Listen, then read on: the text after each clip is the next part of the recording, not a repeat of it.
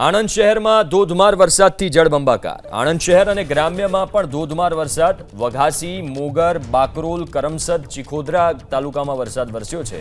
આણંદ શહેરના 100 foot road ઉપર વરસાદી પાણી ભરાયા। અમદાવાદ વડોદરા એક્સપ્રેસ વે પર ધોધમાર વરસાદ। મુશળધાર વરસાદથી નીચાણવાળા વિસ્તારમાં પાણી ભરાયા છે અને એની સ્થિતિ તમે સ્ક્રીન ઉપર જોઈ શકો છો કે ભારે વરસાદને કારણે શું સ્થિતિ સર્જાઈ છે। ઢીચણ સુધીના પાણી અનેક જગ્યાએ ભરાઈ ગયા છે।